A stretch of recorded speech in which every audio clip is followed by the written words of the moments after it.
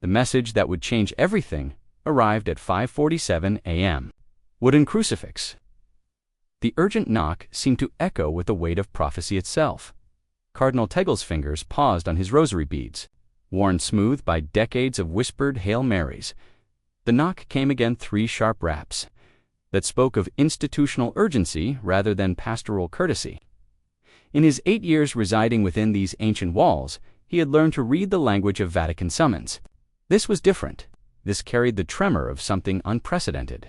Even through the heavy wooden door, Tagle could detect the carefully controlled tension in the young priest's voice. His Holiness requests your immediate presence. Immediate. Since his election, 18 months ago, the former missionary from Chicago had moved through his pontificate with the patience of a shepherd who had learned to wait on God's timing in the dusty villages of Peru.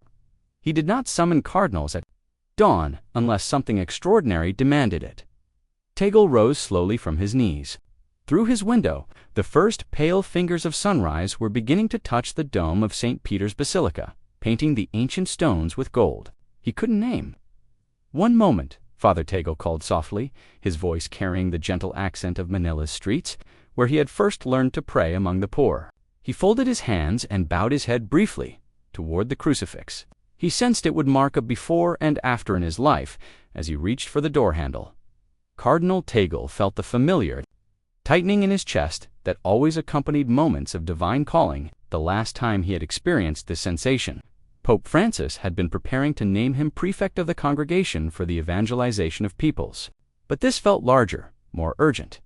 The corridor outside stretched toward uncertainty, but the very future of the Catholic Church itself.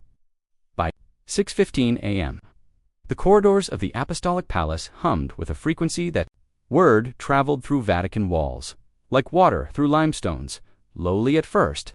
Every corner where the Church's vast machinery turned its ancient gears, Monsignor Pietro Francelli, Secretary of the Pontifical Council for the Family, paused mid-stride as he noticed Father Moretti's hurried footsteps, disappearing around the marble corner that led to Cardinal Tagle's quarters.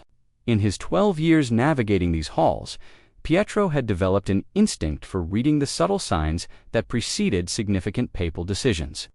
The young priest's pace, the tension in his shoulders, the way he clutched the sealed envelope of it spoke to something beyond routine papal business.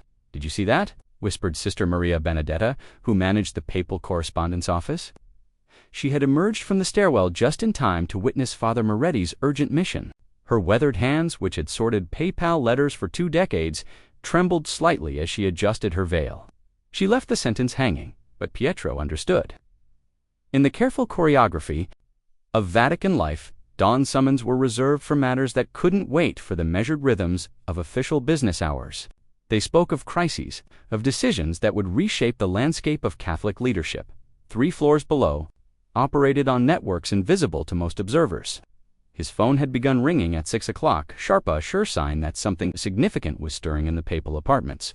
No comment at this time, Alessandro repeated into his 3rd call of the morning, his practiced diplomatic tone betraying nothing of his own mounting curiosity.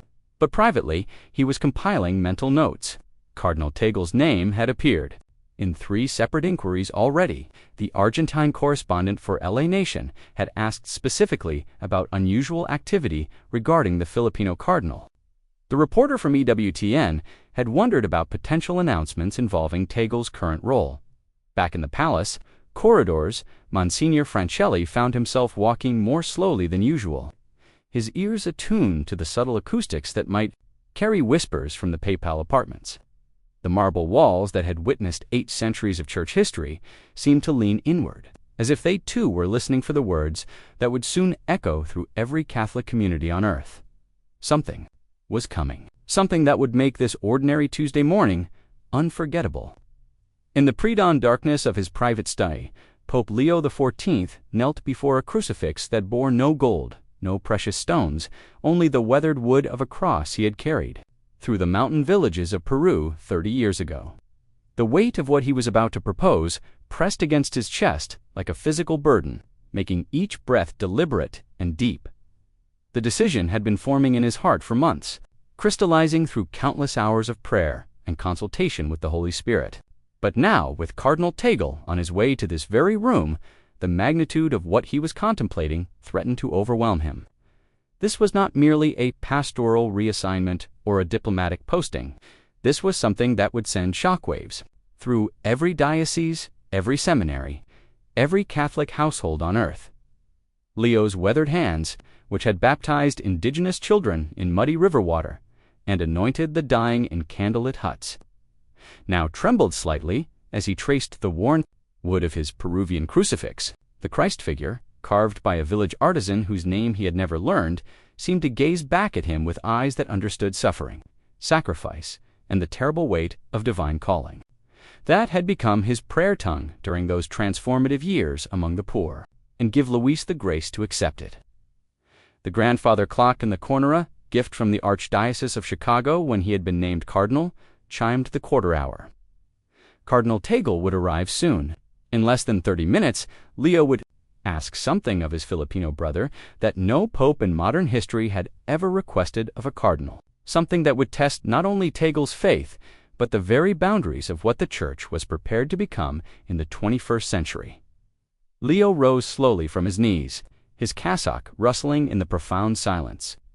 Through his window, the eternal city was awakening, unaware that the words about to be spoken in this modest room would ripple outward like stones cast into still water. Lay waiting. Inside were documents that represented months of prayer, research, and careful consultation with canon law experts. Whether the Church hand Cardinal Tagle would agree remained to be seen. The sound of approaching footsteps echoed from the corridor beyond his door. There was no turning back now. As Cardinal Tagle walked through the Vatican corridors toward his encounter with Pope Leo XIV, 8,000 miles away in the sprawling slums of Tondo, Manila, a group of street children knelt in morning prayer around a makeshift altar constructed from cardboard and devotional candles. Luis, though he was barely to them, he was not a prince of the Church, but a friend who had sat in their dirt-floor homes, who had cried when he blessed their sick mothers, who had learned their names and remembered their stories. When typhoons struck, when families went hungry, when children died from preventable diseases, Cardinal Tagle didn't send representatives.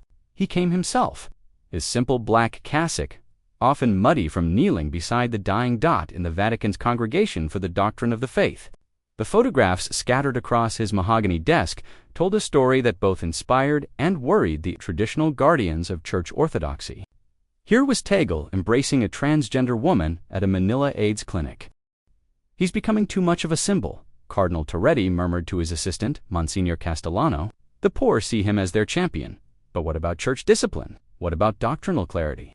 Monsignor Castellano, himself a product of Rome's diplomatic schools, nodded thoughtfully. "His theology is sound, Your Eminence, but his methods," he gestured toward the photographs. "They raise questions about appropriate papal behavior if he were ever to be considered for higher office." The unspoken concern hung between them, like morning mist. Cardinal Tagle's authenticity made him beloved among the global poor, but it also made him unpredictable in an institution that prized careful language and measured responses. Tagle's tendency to speak from the heart and to weep in public created ripples of anxiety among those who valued ecclesiastical control above all else back in Manila. Word was already spreading through the informal networks that connected the city's Catholic communities. Something was happening in Rome, something involving their cardinal mothers lit additional candles before their household shrines. Children added extra prayers for Lolo Luis to their evening devotions. The Church was watching. The poor were praying, and Cardinal Tagle, walking steadily toward Pope Leo XIV's study, carried the weight of both their expectations and their love. The heavy oak door closed with a whisper that seemed to seal the two men into a sacred space removed from time itself. Cardinal Tagle stood just inside the threshold of Pope Leo XIV's private study, his eyes adjusting to the soft lamplight that filtered through the pre-dawn darkness. The room felt smaller than he had expected, more intimate furnished, not with the golden opulence he had known in other papal apartments, but with the austere simplicity of a missionary's quarters. "Luis," Pope Leo said, rising from behind his modest wooden desk. His voice carried the warmth that had made him beloved in the villages of Peru. But underneath it, Cardinal Tagle detected something else, a gravity that made the morning air feel dense with possibility. "Your Holiness," Cardinal Tagle replied, moving forward to kiss the papal ring. But Pope Leo gently intercepted his hand, clasping it instead between both of his own weathered palms. The gesture spoke of brotherhood rather than hierarchy, and in that moment, both men understood they were entering territory that transcended the usual protocols of Vatican meetings. They settled into two simple chairs that Pope Leo had positioned near the window, where the first pale light of dawn was beginning to paint the Roman sky. Between them sat a small table bearing only a worn breviary and a cup of coffee that had grown cold during the Pope's long night of prayer. The manila folder that contained the future lay unopened on the desk behind them. "I've been praying about this conversation for months," Pope Leo began, his Chicago accent softened by decades of ministry, but still carrying echoes of the South Side streets where his faith had first taken root. "There are words I need to speak that have never been spoken by a pope to a cardinal. There are questions I must ask that will require answers from the deepest places of your heart." Cardinal Tagle felt his pulse quicken. In his 8 years within these walls, he had participated in countless meetings, consultations, and strategic discussions, but this felt different.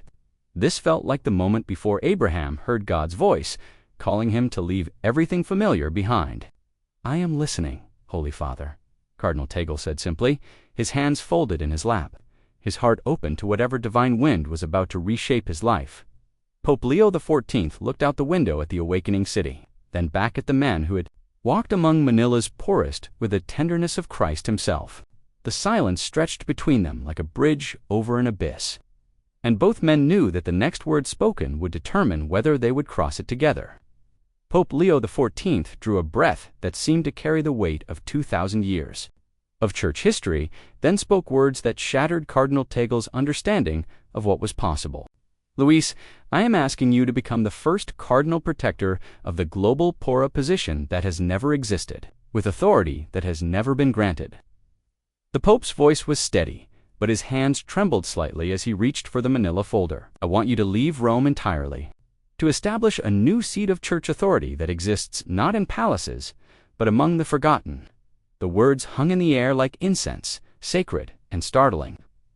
Cardinal Tagle felt the ground beneath his chair shift, as if the very foundations of the Vatican had suddenly revealed themselves to be built on sand rather than stone. His mind struggled to process what he was hearing. A new seat of authority. Cardinal Tagle whispered, his voice barely audible above the ticking of the grandfather clock. Pope Leo opened the folder and withdrew documents that bore the papal seal. "You would establish your headquarters in the slums of Manilor, Jakarta, or São Paulo, wherever the Spirit leads you. Your mandate would be to speak for the voiceless directly to the universal church, not as my representative, but as an autonomous voice of prophetic witness." The magnitude of what was being proposed crashed over Cardinal Tagle like a tsunami. A cardinal operating outside the traditional Vatican structure. A prince of the church whose palace would be a shantytown, authority granted not to manage the institution, but to challenge it from the margins. "The resistance will be enormous," Cardinal Tagle managed, his thoughts turning immediately to the concerns he knew this would raise among traditional church leaders. "The Curia will see this as revolutionary." Pope Leo finished quietly, "because it is. The Church has spoken about preferential option for the poor for decades. I'm asking you to embody it so completely that the poor themselves become the Church's conscience." Cardinal Tagle's eyes filled with tears not of joy, but of overwhelming recognition. This was the call he had sensed building in his heart for years. The restlessness that had kept him awake in his comfortable Vatican quarters while children slept on Manila's streets. But the cost would be everything: his position, his security, his place in the familiar rhythms of institutional life. "You're asking me to become homeless for the homeless?" he said, understanding flooding his voice. Pope Leo XIV nodded solemnly. "I'm asking you to become the church the world desperately needs to see." The darkness of Cardinal Tagle's quarters felt different that night, heavier, more alive with the weight of unanswered questions. He had dismissed Father Moretti's offer of dinner, claiming exhaustion, but sleep was as distant as the stars barely visible through Rome's light-polluted sky. Instead, he knelt on the cold marble floor before his simple wooden crucifix. the same position he had occupied for the past 3 hours. His rosary beads lay abandoned beside him, too familiar for the wrestling his soul required. This was not a night for rote prayers or comfortable devotions. This was a night for the kind of prayer that left Jacob limping raw, desperate, transformative. "What are you asking of me?" he whispered into the silence, his voice echoing slightly off the ancient walls that had sheltered countless cardinals before him. The crucifix offered no immediate answer, only the silent gaze of the Christ who had himself left everything familiar to walk among the outcasts. Pope Leo XIV's proposal had followed him through the day like a shadow, reshaping every familiar sight within the Vatican walls. The marble corridors that had once represented the Church's eternal stability now felt like golden chains. The comfort of his private quarters, which he had always accepted with humility, suddenly seemed like a betrayal of every homeless child he had ever blessed in Manila's streets. But the cost, dear God, the cost to accept would mean abandoning not just his position, but the security of institutional belonging that had defined his adult life. It would mean trading the predictable rhythms of Vatican meetings for the chaos of serving among the desperately poor. It would mean becoming truly vulnerable, dependent on providence rather than PayPal pension, on faith rather than the familiar structures of ecclesiastical power. Cardinal Tagle's hands pressed against his face as the magnitude of the choice bore down upon him. In his mind's eye, he saw the faces that would be watching, the Filipino families who looked to him as their champion, the Vatican officials who would see his departure as validation of their suspicions about his radical tendencies, the global poor who might see in his mission either hope or abandonment. And underneath it all, the question that cut deepest, was this truly God's call, or was it the Pope's vision? Could he trust that the voice speaking through Leo XIV was the same voice that had called him to priesthood in the first place? The grandfather clock in the corridor chimed midnight, marking the beginning of a new day, perhaps the last day of his old life. By tomorrow evening, he would have to give Pope Leo XIV his answer. The weight of that decision pressed against his chest like a stone. By Wednesday morning, the tremors had begun to register on the seismographs of church politics scattered across 6 continents. In the Secretariat of State, Cardinal Bertone noticed that 3 separate requests for urgent clarification had arrived overnight from bishops in Asia, each carrying the same underlying question: what was happening with Cardinal Tagle? The rumors moved through ecclesiastical networks, like underground rivers, surfacing in unexpected places. In the corridors of the Pontifical Gregorian University, theology professors whispered about extraordinary canonical consultations being conducted in the dead of night. In the offices of Catholic News Service, veteran Vatican correspondents found their most reliable sources suddenly evasive, offering only cryptic references to unprecedented developments. Archbishop Martinez in Buenos Aires received a peculiar phone call from his counterpart in Cebu. "Have you heard anything unusual about Cardinal Tagle?" the Filipino bishop asked, his voice tight with concern. "Something about a special assignment from Pope Leo XIV." Martinez had heard nothing, but the question lodged itself in his mind like a splinter. Within hours, he had placed similar calls to colleagues in São Paulo, Lagos, and Mumbai. The responses were variations on the same theme: no concrete information, but a growing sense that the ground was shifting beneath their feet. In the Vatican's Apostolic Almanor office, where the Pope's charitable works were coordinated, staff members noticed unusual requests for documentation about church programs serving the global poor. Monsignor Krajewski, the papal almoner himself, had been summoned for 2 private meetings with Pope Leo XIV in as many days, a frequency that broke all established patterns. The ripples reached the digital realm as well. Catholic Twitter began buzzing with speculation, sparked by a single cryptic tweet from a Jesuit journalist in Rome. "Something beautiful and terrible is stirring in the heart of the Church. Pray for discernment." The tweet was shared 700 times within 6 hours, spawning threads of fevered speculation about everything from new encyclicals to surprise resignations.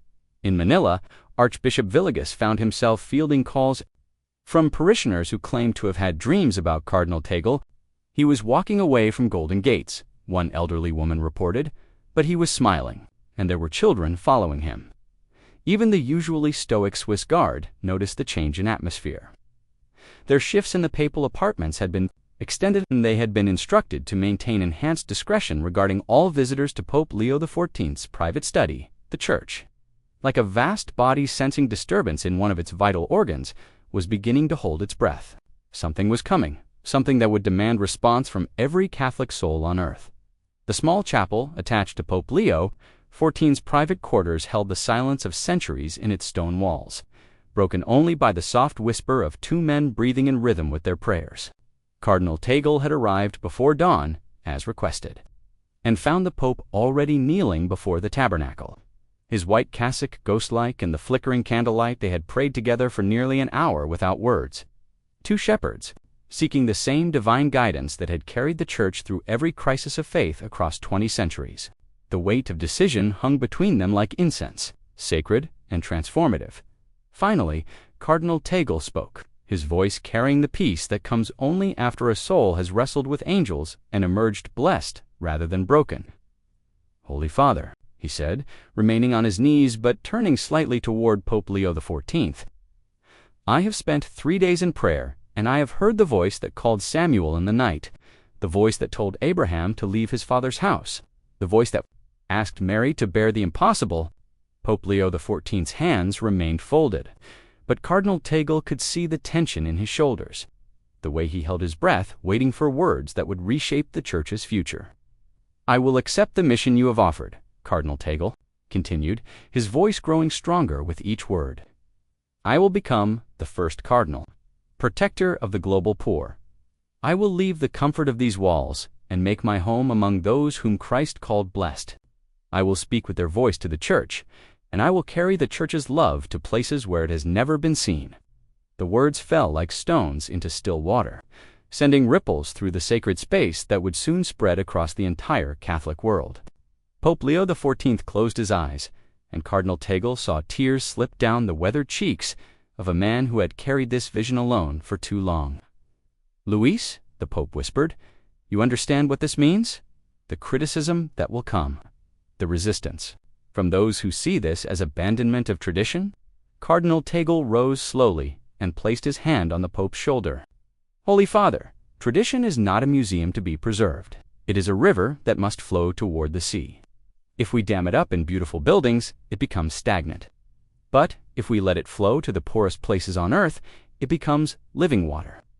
Pope Leo XIV stood and embraced the man who had just agreed to become the Church's prophetic conscience. In that embrace, a new chapter of Catholic history was born, not with fanfare, but with the quiet courage of two men saying yes to God's impossible call. The announcement came at noon precisely, released simultaneously in 7 languages through every official Vatican communication channel.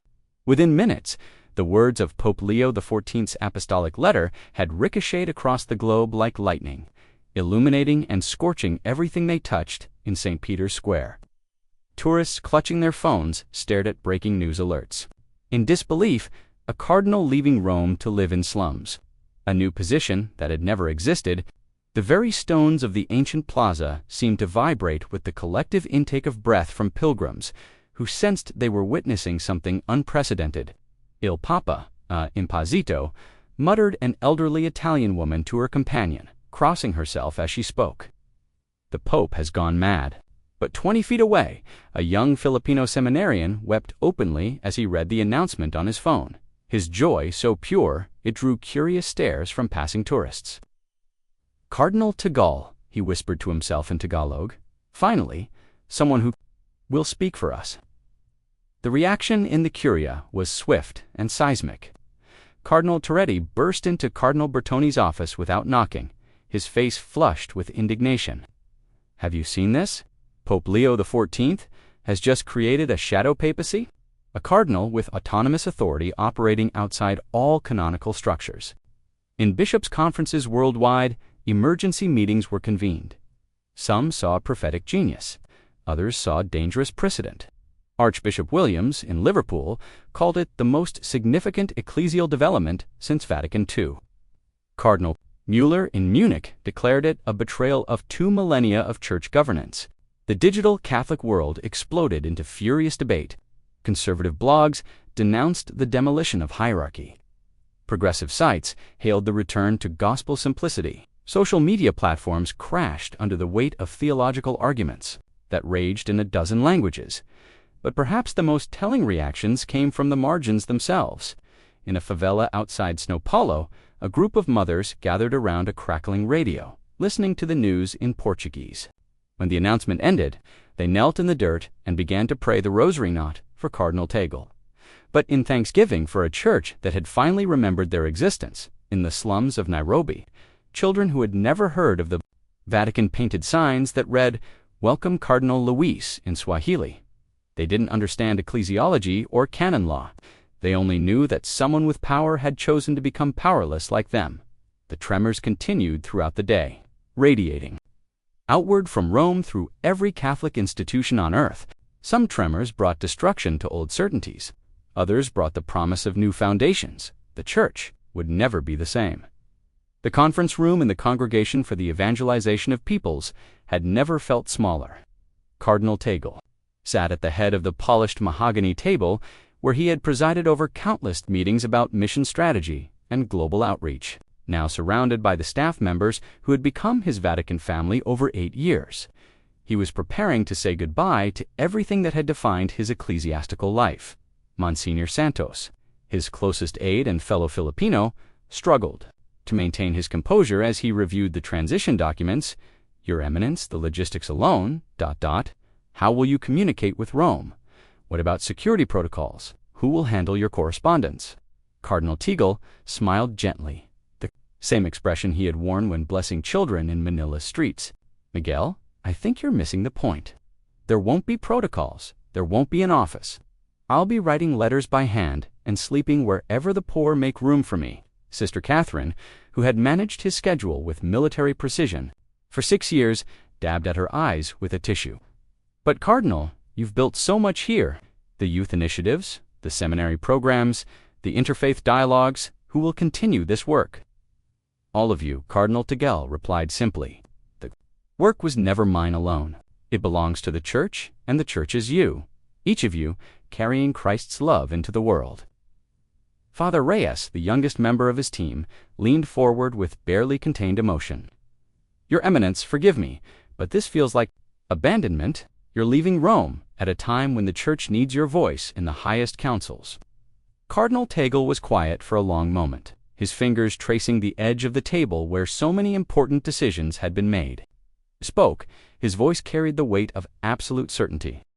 "Francisco, the highest council of the Church, is not in these marble halls. It's in the places where mothers pray over hungry children, where fathers work themselves to death for pennies, where the elderly die alone and forgotten.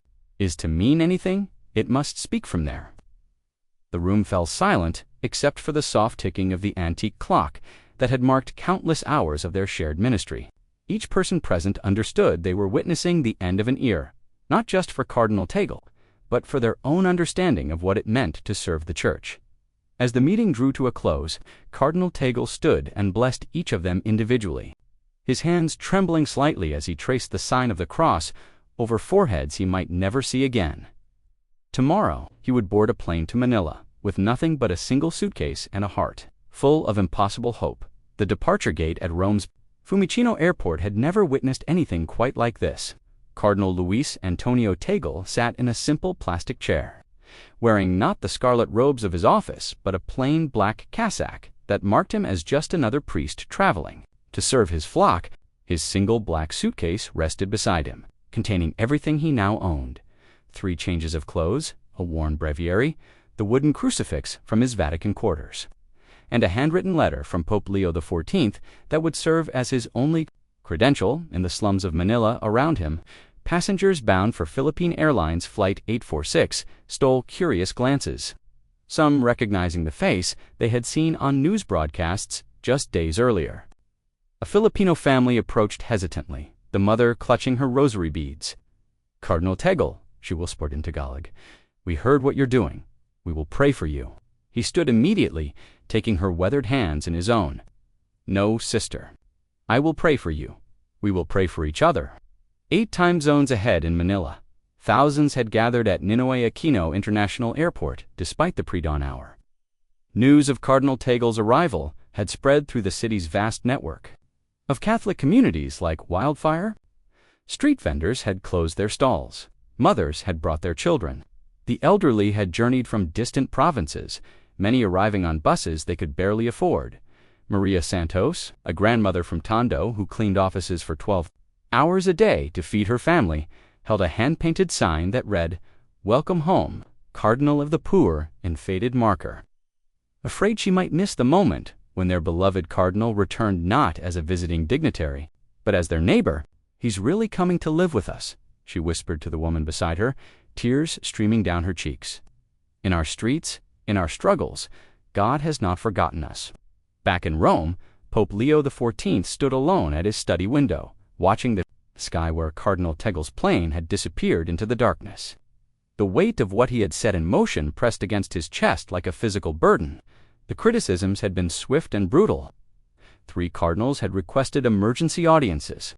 To express their grave concerns, the Secretary of State had submitted a formal memo questioning the canonical implications of the new position. But in the quiet of his morning prayer, Pope Leo had found only peace. The spirit that had moved across the waters in Genesis was moving again, and he had chosen to trust its direction even when he could not see the destination. As Cardinal Tagle's plane crossed over the Middle East, he pressed his face to the small oval window and looked down at the lights of cities where Christians and Muslims and people of all faiths struggled with the same fundamental questions of meaning, hope, and survival. Somewhere in those scattered lights were families, like the ones waiting for him in Manila, families who needed the church to be more than a beautiful building or an ancient institution. They needed the church to be present, to be home. The flight attendant, recognizing him from news reports, quietly approached with a cup of coffee. "Your Eminence," she said softly, "my mother lives in Quezon City. She asked me to tell you that the whole neighborhood is preparing a feast for your arrival." Cardinal Tagle smiled, thinking of all the feasts he had attended in Vatican Hall's elaborate affairs, with crystal glasses and formal protocols.